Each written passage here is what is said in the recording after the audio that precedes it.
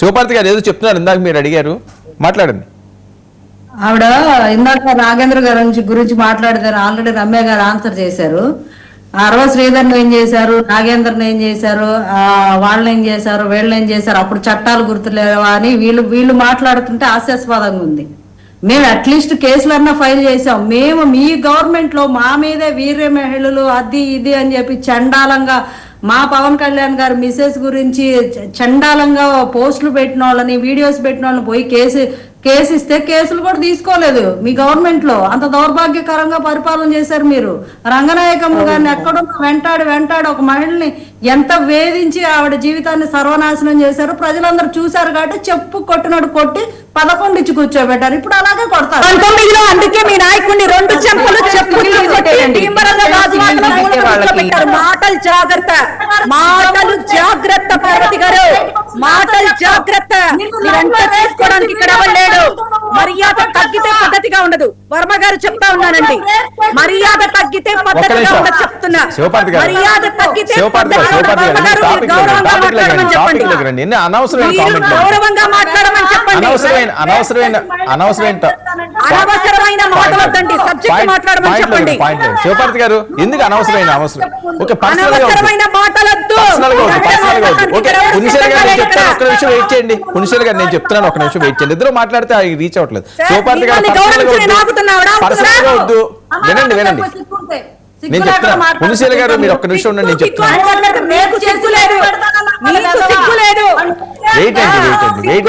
మాట్లాడుతుంది మీరు. సొంత ఎమ్మెల్యే పాపం కోట వినుత గారిని గాలి కొదిలేశారు. ఆ తల్లి నా వీడియో ఇది చేస్తున్నాడు, నన్ను కాపాడండి అయ్యా బాబు అంటే మరి ఆవిడని గాలి కొదిలేశారు. తాతన్ శెట్టి నాగేంద్ర రోడ్డు మీదకి వచ్చి కొడితే SC/ST కేసు పెట్టేశారా? ఎక్కడ ఆయన కేసు ఫైల్ అయింది? ఏ రకంగా యాక్షన్ తీసుకున్నారమ్మా? ఏ జైల్లో పెట్టారు ఆయన్ని? ఏ జైల్లో పెట్టారు చెప్పండి. ఇప్పుడు హడావిడి చేస్తున్నారు కదా రావణ్ణి. ఆ రకంగా తాతన్ శెట్టి నాగేంద్ర శివపార్తి గారు టాపిక్ డైవర్ట్ అవుతుందండి. సరే సరే ఒక నిమిషం పునిషల్ గారు నేను ఇస్తాను. టాపిక్ డైవర్ట్ అవుతుంది, పర్సనల్ గా వద్దు, పర్సనల్ గా వద్దు. సరే సరే శివపార్తి గారు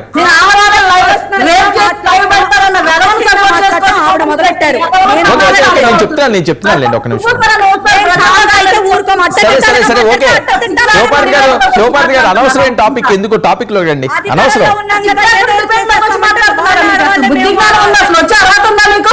రైట్ ఓకే వెయిట్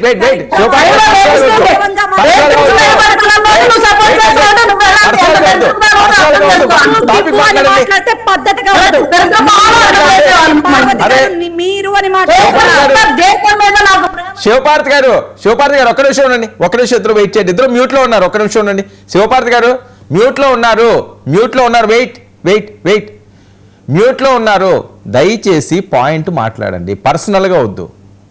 మీరు మహిళలు ఈ రకంగా మాట్లాడుకుంటే చూసే వాళ్ళకి అది కరెక్ట్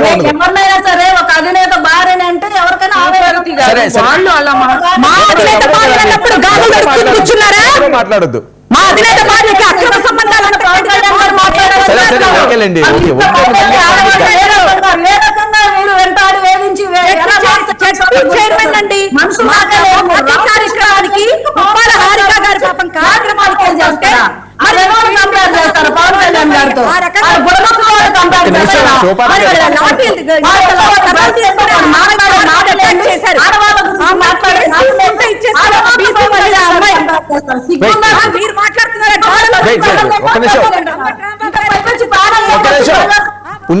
పునిశల్ గారు ఒక్క నిమిషం అండి.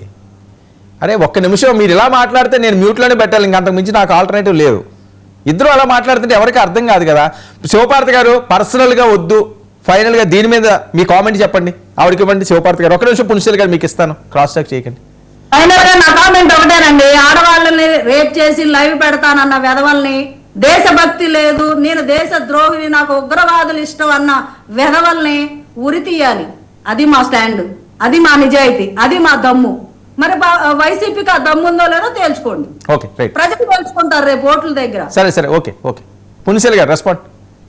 సార్, దమ్ము ధైర్యం ఎవరికి ఉందో, ఎవరు ప్రజల మన్నన పొంది నిలబడ్డారో, నిలబడగలిగారో మరి రాష్ట్ర వ్యాప్తంగా అందరికీ తెలుసు. కానీ సార్, ఇప్పుడు ప్రశ్న రావణ్ వ్యాఖ్యల్ని ఇప్పుడు నాకు దేశభక్తి లేదు అనే వీడియో యాక్చువల్ గా ఆ స్టేజ్ మీద మాట్లాడింది కాదు సార్.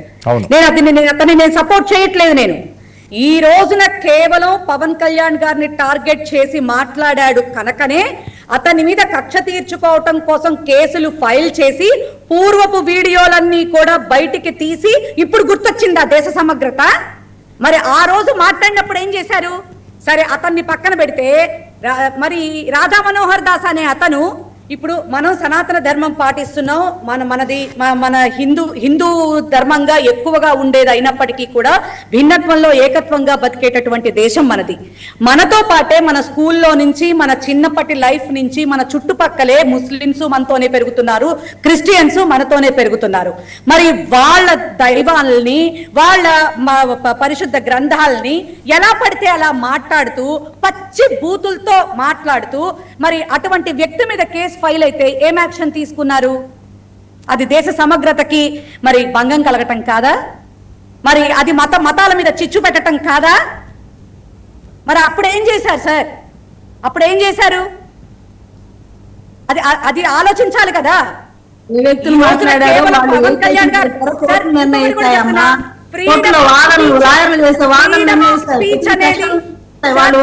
ఒక నిమిషం అండి శివపార్తి గారు, ఒక నిమిషం ఉండండి, ఏం అర్థం కావట్లేదు. మాట్లాడండి. సార్ ఫ్రీడమ్ ఆఫ్ స్పీచ్ అన్నారు, దానికో లిమిట్స్ ఉందన్నారు. మనం పొలిటికల్ గా అపోజిషన్ లో ఉన్నా అధికారంలో ఉన్నా అవి వర్తిస్తాయా వర్తించవా? ఒక మాట చెప్పండి వర్మ గారు. ఎవరికైనా ఈక్వల్ కదా రాజ్యాంగం ముందు ఎవరైనా. ఇందాక మీరు కూడా అన్నారు ఇప్పుడు ఈ చట్టాలు కావచ్చు, న్యాయం కావచ్చు, ఏదైనా పోలీసు వ్యవస్థ కావచ్చు, ఏదైనా సరే అధికారంలో ఉన్న వాళ్ళకైనా ప్రతిపక్షంలో ఉన్న వాళ్ళకైనా తప్పు జరిగినప్పుడు ఎలా అయినా సరే ఈక్వల్ గా ఉండాలి శిక్షలు అని చెప్పని. మరి టీడీపీకి సంబంధించినటువంటి మరి పుట్ట మహేష్ యాదవ్ గారికి మరి దొరికినప్పుడు డ్రగ్స్ విషయంలో దొరికినప్పుడు స్టేషన్ బెయిల్ ఎలా ఇచ్చారండి? ఏ చట్ట ప్రకారం ఇచ్చారు? ఏం చెప్పడానికి సమాజంలో ఏం మెసేజ్ పాస్ చేయడానికి? పైగా ఆయన మొన్న రీసెంట్లీ ఒక మీటింగ్ లో డ్రంక్ అండ్ డ్రైవ్ కేసులో మా వాళ్ళని పట్టుకోవద్దు అని ఆయన నిజాయితీగా అడుగుతా ఉన్నారు. ఆయన ఏం చెప్పాలి ఆ మాటల్ని? అవి ఏ రకమైనటువంటి మాటలు? ఒక మాట చెప్పండి సార్.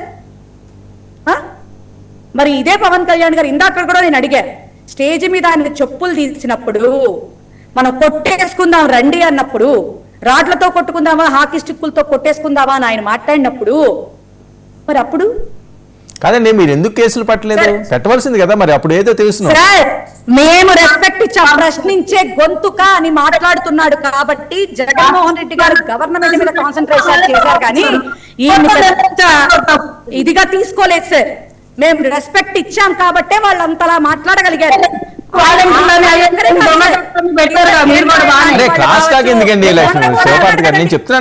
పార్వతి గారు క్రాస్ టాక్ చేస్తే నేను అసలు మాట్లాడనే సరే ఆవిడ ఆగేర్లేండి. ఎందుకు అనవసరం క్రాస్ టాక్ చేయడం? నేను సమయం ఇస్తున్నాను కదా. శివపార్తి గారు వెయిట్ చేయండి, మాట్లాడండి సార్. నేను మధ్యలో మళ్ళీ ఈ క్రాస్ టాక్ వల్లే ప్రాబ్లం వస్తుంది సార్. ఫ్లో అయిపోయిందా? Right okay.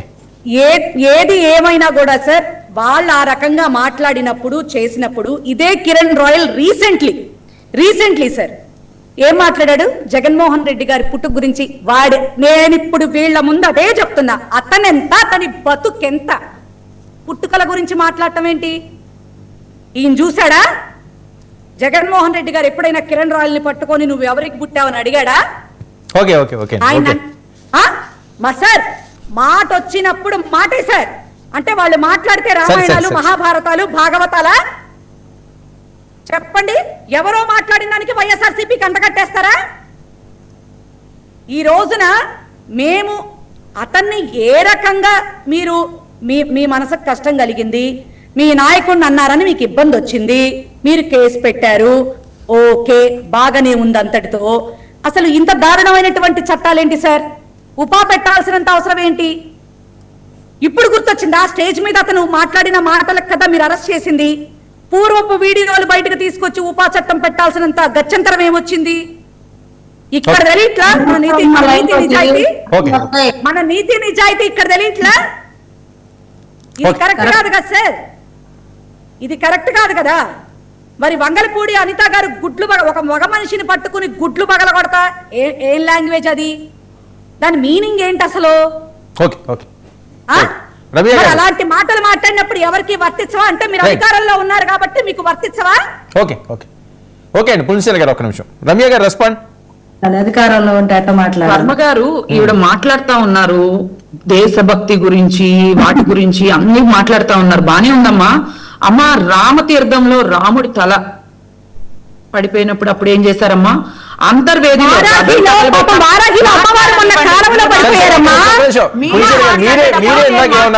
చేయొద్దన్నారు కదా, మరి మీరు వినాలి. అంతర్వేదిలో రథం తగలబడిపోయినప్పుడు ఏం చేశారమ్మా?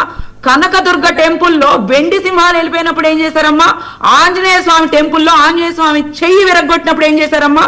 అప్పుడు ఏం చేశారు? మరి మీరు మీ ప్రభుత్వమే ఉంది కదా, అప్పుడు మీరు ఏం చేశారు? సరే అవి కూడా వదిలే, వైసీపీ వాళ్ళు చాలా మర్యాదగా మాట్లాడుతున్నారు, అన్ని నిందలు తీసుకొచ్చి వైసీపీ వాళ్ళ మీద వేస్తున్నారు అని మాట్లాడుతున్నారు. మీరు అసెంబ్లీ సాక్షిగా భువనేశ్వరమ్మ గారి గురించి మాట్లాడుతున్నప్పుడు మీ నాయకుడు ఎందుకు ఖండించలేదు? అది కూడా వదిలేసాయి.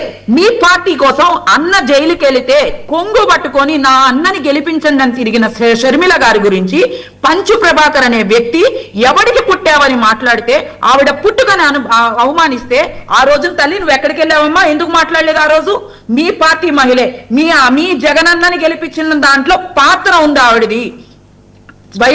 వైఎస్ రాజశేఖర్ రెడ్డి గారి కుమార్తె, ఆవిడ గురించి మాట్లాడినప్పుడు మీరంతా ఏమయ్యారు?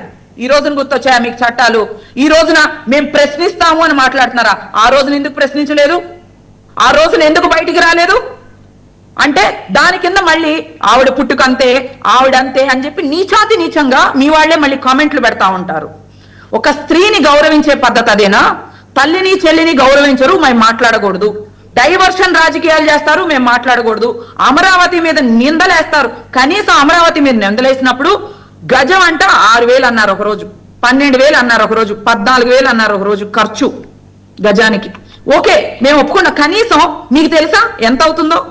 నారాయణ గారు క్లారిటీ ఇచ్చారు, ఒక మంత్రి నారాయణ గారు క్లారిటీ ఇచ్చారు ఎంత అవుతుంది అని. మీకు తెలియకపోతే రండి అక్కడికొచ్చి ప్రశ్నించండి, అంతేగాని నలుగురు భజన బృందాన్ని పెట్టుకొని మీ ఇష్టానుసారంగా సెల్ఫ్ డబ్బా బ్యాచ్ ని పెట్టుకొని చూసి చదవడం కాదమ్మా. ఫస్ట్ మీరు చెప్పండి,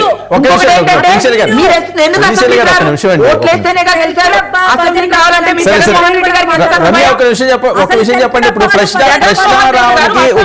ఎందుకు రారు? అంత భయం. పుణ్యశీల గారు ఒక్క నిమిషం. ఏం చేయకపోయినా కూడా చేసేసామని డబ్బులు కొట్టుకునే రమ్య వినండి ఒక్క నిమిషం. ప్రశ్నించండి.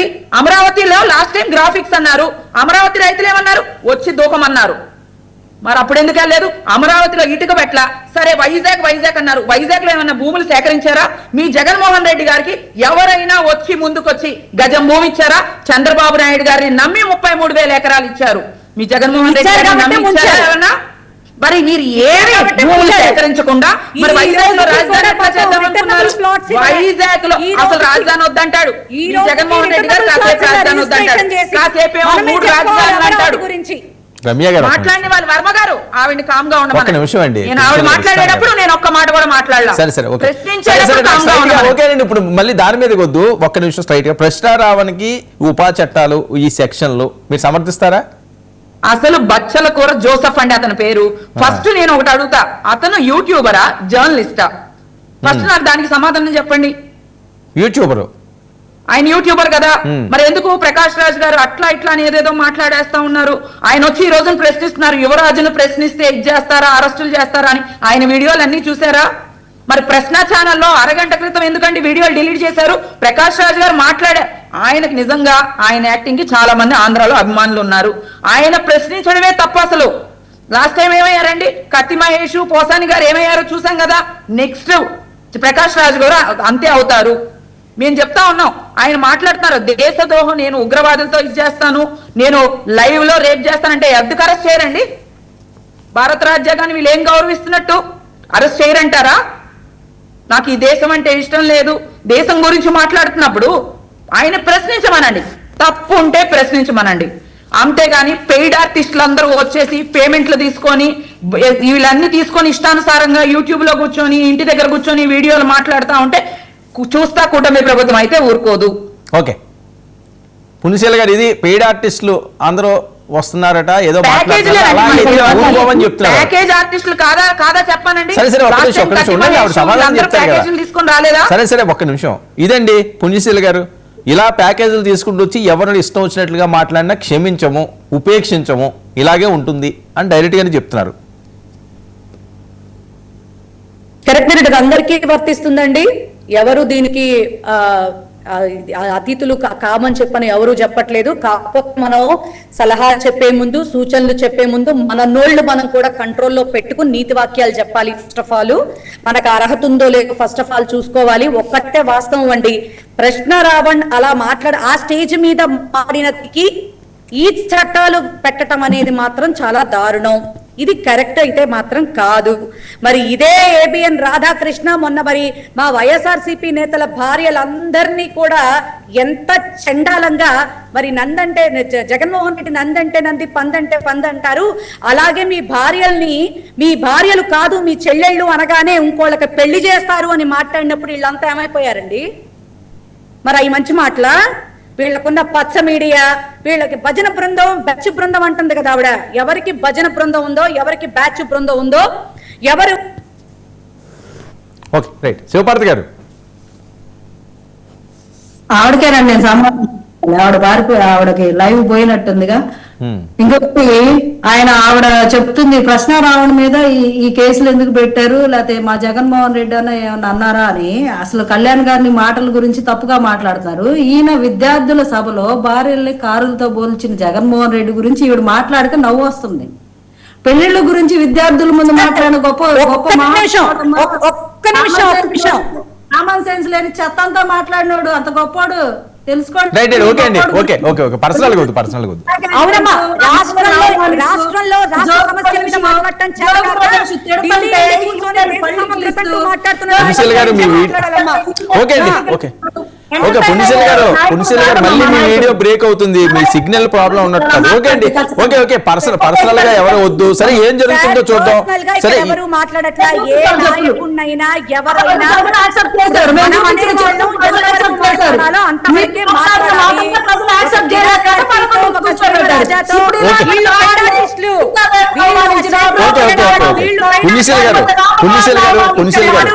పుణ్యశీల గారు చూద్దాం ఏమవుతుందో. శివపార్వతి గారు చూద్దామండి ఏం జరుగుతుందో చూద్దాం. కేసు పెట్టారు కదా, పర్యవసానాలు కోర్టులు ఉంటాయి కదా, కోర్టులు ఉంటాయి, అది రైటా రాంగ్ ఏంటన్నది వాళ్ళు చూస్తారు. Okay thank you so much Punyasheela garu చర్చలో పాల్గొన్నందుకు. థ్యాంక్ యూ అండి శివపార్వతి గారు, థ్యాంక్ యూ రమ్య పరశూర్ గారు.